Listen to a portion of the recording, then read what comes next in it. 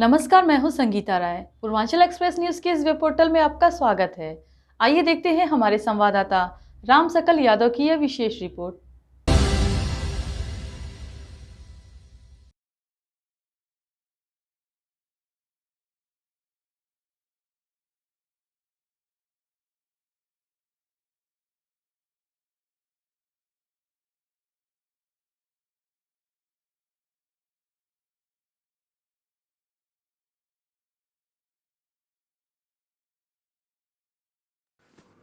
उत्तर प्रदेश सरकार के कैबिनेट मंत्री ओम प्रकाश राजभर ने शनिवार को समाजवादी पार्टी पर तीखा हमला बोला।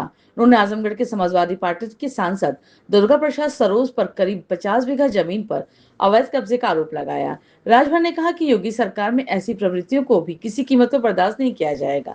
अतरौलिया निरीक्षण भवन में मीडिया से वार्ता करते हुए उन्होंने कहा कि समाजवादी पार्टी के लोगों की पुरानी प्रकृति रही है कि वे खाली जमीन देखकर उस पर अपना झंडा गाड़ देते हैं। मंत्री ने आजमगढ़ से जुड़े चर्चित भूमि कब्जा प्रकरण का जिक्र किया। उन्होंने सांसद सरोज द्वारा जमीन की रजिस्ट्री एवं दावे को फर्जी बताया। राजभर के अनुसार केवल रजिस्ट्री के आधार पर अवैध कब्जे का अधिकार नहीं मिल जाता है। उन्होंने बताया कि पीड़ित महिला लंबे समय से न्याय के लिए भटक रही थी, अब उसे मुख्यमंत्री योगी आदित्यनाथ से न्याय की गुहार लगाई है। राजभर ने दावा किया कि मुख्यमंत्री कार्यालय के मामले का संज्ञान में ले लिया जाएगा।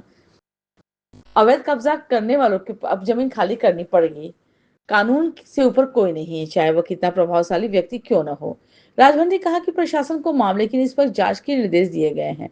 दोषियों के खिलाफ कठोर कार्रवाई सुनिश्चित की जाएगी, पीड़ित को न्याय दिलाया जाएगा। उन्होंने प्रदेश सरकार की कानून व्यवस्था का भी उल्लेख किया। मंत्री ने बताया कि सरकार अवैध कब्जे के प्रति जीरो टॉलरेंस नीति पर काम कर रही है। संसद ने आगामी मानसून सत्र पर पूछे गए प्रश्न का भी राजभर ने कहा कि संसद का प्रत्येक सत्र लोकतांत्रिक व्यवस्था के लिए महत्वपूर्ण होता है। 22 जुलाई को शुरू होने वाला यह सत्र देश हित और जनहित के कई महत्वपूर्ण विधेयकों पर चर्चा का मंच बनेगा। राजभर ने विश्वास जताया कि इस दौरान विकास और जन कल्याण कार्य से जुड़े हुए कई विधेयक पारित होंगे। इससे आम जनता को मंत्री सबसे पहला जंतर मंतर पर 19वें दिन अनिश्चितकालीन भूख हड़ताल पर बैठे हुए समाजवादी कार्यकर्ता सोनम वांगचुक का सभी विपक्ष सपोर्ट कर रहे हैं, इसमें आपका क्या कहना है? देखिए, विपक्ष सपोर्ट कर रहा है। पहले तो उनको खुद समझना चाहिए, वो समझदार हैं, सूझबूझ के हैं कि देश के प्रधानमंत्री जी ने अपने हाथ में परीक्षा लेकर के खुद परीक्षा करा दिया, कहीं भी कोई चू नहीं बोला। इस बात को तो उनको खुशी होनी चाहिए। और विपक्ष जो चिल्ला रहा है, अब विपक्ष का काम ही है विरोध करना। विपक्ष विरोध करे, सरकार अपना काम कर रही है। वन नेशन वन इलेक्शन पर आप क्या कहना चाहेंगे? तैयारियां हो चुकी हैं? हम उसके समर्थक हैं, इस नाते समर्थक हैं कि 18 साल उम्र का पंचायत चुनाव में वोट देता है, निकाय चुनाव में वोट देता है, लोकसभा विधानसभा में देता है, तो फिर मतदाता सूची एक होनी चाहिए। इसके लिए वन नेशन वन इलेक्शन की ज़रूरत है। विकास अगर गति से करना है तो निश्चित है कि एक देश एक चुनाव उसके लिए बहुत ज़रूरी है। रामपुर में आजम खान की संस्था पर बुलडोजर की कार्रवाई की मंजूरी कर गई है, उनके काफ़ी विवाद है। 40 से 38 बिल्डिंग को लीगल बताया गया है और शैक्षिक संस्था पर सरकार लीगल नोटिस भी कर रही है, नरमी नहीं बरत रही। क्या कहना चाहेंगे इस पर? ये समाजवादी पार्टी की साजिश है। समाजवादी पार्टी अगर आजम खान जी को अगर सही सलामत रखना चाहती तो फिर सरकार उनकी थी, जो ज़मीनें सरकारी थी उनके नाम पट्टा करके दाखिल खारिज करा देते, तो आज रिकॉर्ड में दिखता ना कि ये विद्यालय की ज़मीन है। लेकिन समाजवादी पार्टी के नेता अखिलेश यादव जी हों चाहे मुलायम सिंह जी, बड़ी बारीकी से उनको यूनिवर्सिटी तो बनवा दिया और ये कहा कि घबराओ नहीं, आगे चल के तुम्हारे खिलाफ कार्रवाई होगी। आज उसी में फंस गए हैं आजम खान जी। क्या सिर्फ आजम खान के नाम से जुड़े होने के कारण ऐसी कार्रवाई की जा रही है? नहीं, ये समाजवादी पार्टी के लोगों की साजिश है जिसके शिकार हैं आजम खान जी। आप लगातार सुबह सुबह अखिलेश यादव जी को लेकर बयान करते हैं, उनको नमस्ते कहते हैं, जिसमें राजनीतिक गलियारों में चर्चा हुआ है कि आप अलार्म क्लॉक की काम कर रहे हैं, उनको लगातार चेतावनी भी दे रहे हैं। क्या है मकसद, क्या है? देखिए, उन्होंने हमको तलाक दे दिया, हमने कबूल कर लिया। रोज़ सवेरे उनकी फ़ोटो हमारे सामने आ जाती है, बगलिए में रहते हैं। तो फिर जब देखा जाता है तो फिर हम लोग गुस्सा आ जाता है, तो फिर हम बैठ के 20 मिनट अपना फिर लिख लेते हैं और लिख के फिर ट्वीट कर देते हैं। तो पगलाए हुए हैं लोग। 2 साल से गरिया रहे थे हमको ना, पैसा दे के, गाड़ी दे के, सारी व्यवस्था दे के गरिया रहे थे। हम नहीं बोल रहे थे। अनपढ़ जाहिल गंवार को राष्ट्रीय अध्यक्ष बनाकर उससे गाली दिलवा रहे हैं। तो जब पिरा था, अब कहाँ पिरा था? बहुत बुरा लगत हुई ना। जो किए हो हम सही बात बोलते हैं, झूठ नहीं बोलते हैं। जो सच्चाई है वही आज भी ट्वीट किया हूँ। कोई माई कलाल अगर चैलेंज देता तो चला जाए भदोही। सरकार बनते ही दलित बस्ती को फूंक दिया। बहन बेटियां हाथ गोड़ जोड़ती रहीं, गिड़गिड़ाती रहीं, लेकिन उनके साथ बदतमीजी किया कि तुम लोगों ने वोट हमको क्यों नहीं दिया। ये समाजवादी पार्टी का कल्चर है। इस नाते उनको एक एक पार्ट 1, पार्ट 2, पार्ट 3, अब कल पार्ट 4 का आएगा। हाँ, आपको अलार्म क्लॉक के बारे में बताया कि उनको अलार्म में जगाया जा रहा है। कहीं कहीं आप फिर अखिलेश यादव जी के साथ तो नहीं है कि उनको क्यों जगा रहे हैं, कि कह रहे हैं एसी में बैठे हैं, बाहर निकलिए, इस तरीके की बातें हो रही है। इस नाते कि यही आजमगढ़ है। भाई इलेक्शन हो रहा था, धर्मेंद्र यादव चुनाव लड़ रहे थे और वो एसी में बैठ के मजा ले रहे थे। और हम लोग 45-46 डिग्री टेम्परेचर में 300 नेताओं को, टॉप नेताओं को लेके हम इसी आजमगढ़ में प्रचार कर रहे थे धर्मेंद्र का। जब मैंने उनको कहा कि एसी से निकल के आइए, सभा करिए, हम 8-10 हज़ार वोट से हार रहे हैं, तो कहा नहीं नहीं, आप हम लोग जीत रहे हैं, आप जो है वहाँ रहिए। तो उनकी मंशा थी कि भाजपा भले जीत जाए लेकिन सपा न जीते। उसी समय मैंने कहा था कि एसी से निकलो बाहर। एसी में एक दिन निकले थे, पूरा पेचकुर फेंक दिए थे। देखा नहीं, टोपी पसीना लोगों का नीचे आता है, इनका ऊपर चढ़ रहा था। आप रोज़ सुबह सुबह मैसेज कर रहे हैं, तलाक की बात कर रहे हैं, तो उसी तरीके से अखिलेश यादव भी सवेरे सवेरे उठ के वो मैसेज भी देख रहे होंगे। बिल्कुल क्या देखते हैं। है उसको, मतलब क्यों तलाक देने के बाद ऐसा? वो सलाह माने न माने, हम तो उनको सलाह दे रहे हैं कि अपने लोगों को समझाओ। आपके इसी आजमगढ़ में आप बताओ, बारात में राजभर के बेटा को समाजवादी पार्टी के नेता 10 लोग मिलकर के 10 यादव ने मार के हत्या कर दिया। मालूम है ना इस बात को? पूरा प्रदेश जान रहा है। इसी आजमगढ़ में राजभर की बेटी की हत्या कर दिया समाजवादी पार्टी का नेता।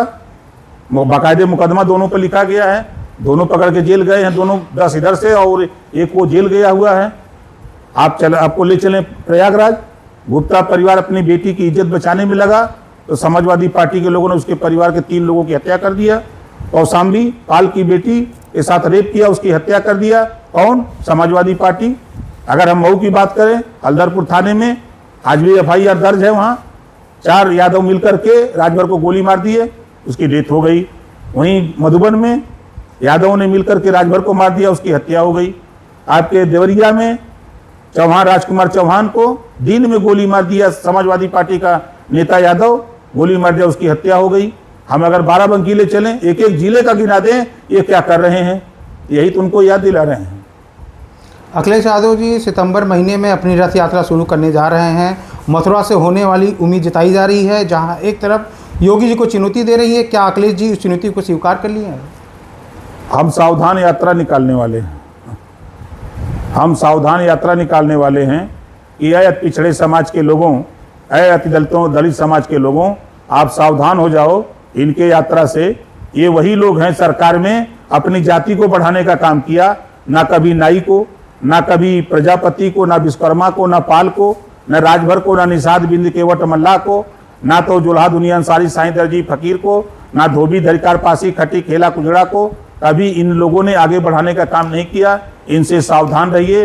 अगर अपने सम्मान के साथ जीना है, कानून का राज कायम करना है, दंगा से मुक्ति पाना है, तो फिर सावधान रहिए। ऐसे रथ यात्रा चलाने वाले समाजवादी पार्टी के नेता से आप लोगों को सावधान रहने की जरूरत है। निषाद पार्टी के संजय निषाद जी ने कहा कि बीजेपी ने दरवाज़ा बंद कर लिया है, ढूंढना पड़ेगा ठिकाना। ऐसा कुछ नहीं, वो बोलते हैं चर्चा में आने के लिए। उन्होंने ये भी बोला है कि बड़े भाई अपने बेटे की बलि चढ़ा रहे हैं तुरलिया विधानसभा। नहीं, अभी सच्चाई पता नहीं है।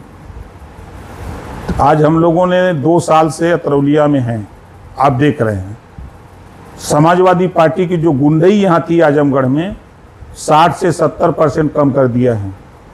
आज जो सर उठाकर किसी को मार देना, किसी की हत्या कर देना, किसी को गाली दे देना, किसी की जमीन कब्जा कर लेना, आज उस पर विराम लगा दिया ओम प्रकाश राजभर। ऐसे नहीं यहाँ हूँ, 2 साल से हूँ। अब आप देखते जाइए खेल ना।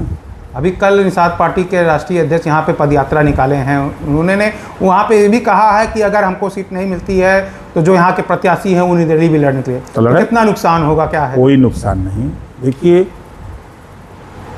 आज के तारीख में जो स्थिति पैदा है, हर वर्ग तैयार है। लड़के आदमी देख ले अपनी औकात निर्दल, पता लग जाएगा कि हम इस दलदल में फंस गए, कोई गाड़ी पर बैठने वाला नहीं मिलेगा। ये स्थिति होती है, हम लोग लड़के देख चुके हैं ना। संजय निषाद जी ये भी दावा कर रहे हैं कि अमित शाह ने कहा है जो जिसका गठबंधन में जहां सीट है वो वहीं से लेगा। थोड़े विधानसभा क्या कहीं कुछ नहीं कहा है। 20 जुलाई को सांसद मानसून चलने जा रहा है, इस पे आप क्या कहना चाहिए, क्या राय है कि ये रूटीन में है। लोकसभा का सत्र अलग अलग चलता है, उसी तरह शीतकालीन सत्र होता है, मानसून सत्र होता है। तो 22 जुलाई से जो मानसून सत्र चलने जा रहा है उसमें बहुत से बिल पास होंगे, देश हित में, समाज हित में।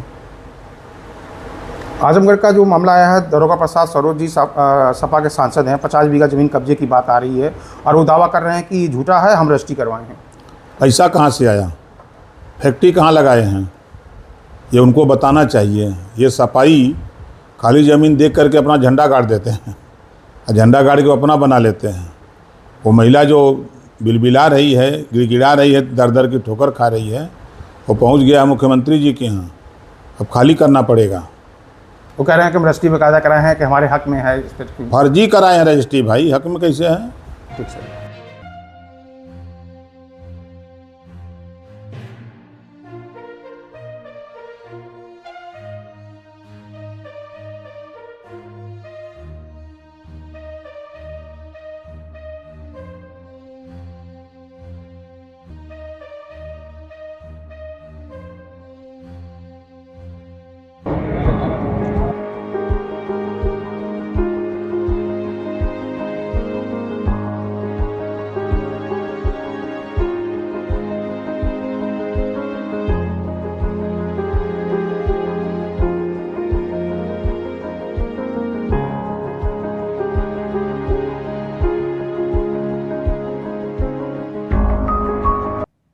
अगर आपको हमारी खबर पसंद आई हो तो हमारे चैनल को लाइक, सब्सक्राइब और शेयर जरूर करिए।